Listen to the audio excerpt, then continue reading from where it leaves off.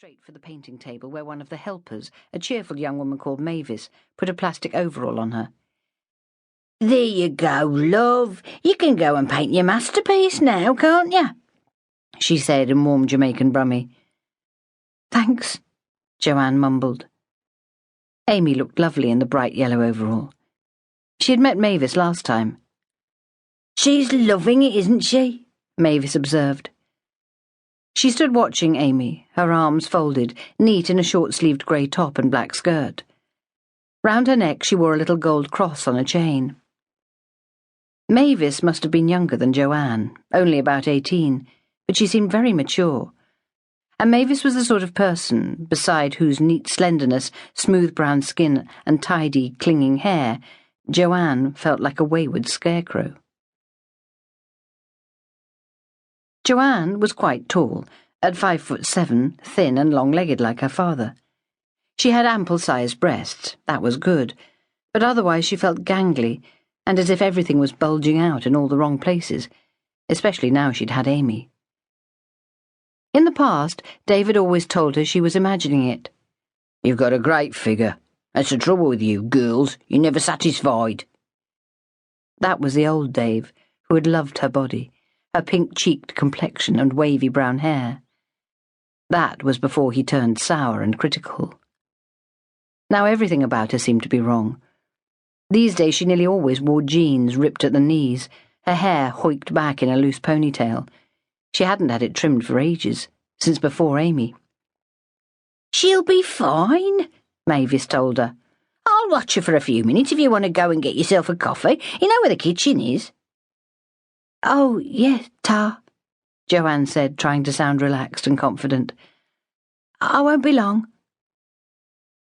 Crossing the hall, she saw the stressed-looking woman who had arrived with her, squatting beside a pile of Duplo, pleading with her son to stop whacking another child's head with his latest red and yellow creation. "I'm warning you. I'll have to take you home," Joanne heard shrilly in passing. "Look at Tom. He's not hitting other children." There was a gaggle of young white mothers in one corner. One whom she had met last time was thin and pale, with long black hair, and a baby whose father was obviously black. Another, dumpy and competent, was pregnant with her third child. With them was a mother of twin boys who was as thin as a railing, with piercings round her ears and nose, which caught the light like a pincushion. There were a few nervy, educated women who were already fretting about primary schools, something Joanne had not given a thought to. A knot of black mothers who tended to hang out together.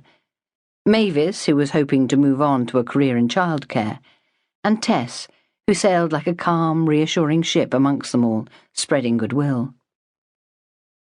A couple of the West Indian mothers were in the kitchen, one arranging biscuits on a plate, the other pouring squash into little plastic beakers. They were busy chatting, so Joanne made tea for herself. Drinks were to be kept in the kitchen, away from any risk of scolding the children. She took a few sips of her sweet tea, leaning against the kitchen doorframe, hugging the warm mug to her chest. Amy was still deep in her picture. Toy cars skittered across the floor. Joanne watched the groups of women talking. "I must make sure I get home on time," she thought. Her heart began racing again with that sick thumping. He might come home to check up on her. It was never far away. Every few minutes the thought of home came to her, and Dave.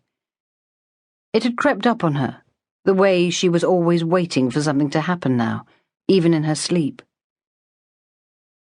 The main door opened and in came another buggy, pushed by the Asian girl whom she'd seen here last time. Joanne had been surprised.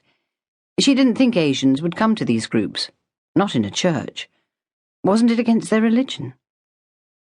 She hadn't spoken to her, and the woman had seemed a bit left out. She looked very young, was fine-boned, delicate, and had a tiny daughter with huge eyes and a head of thick, wavy hair.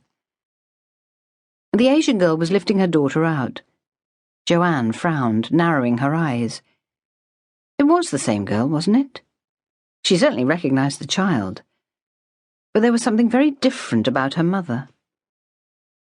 It took her a moment to realize. Last time the girl had been wearing jeans and a t-shirt. Joanne remembered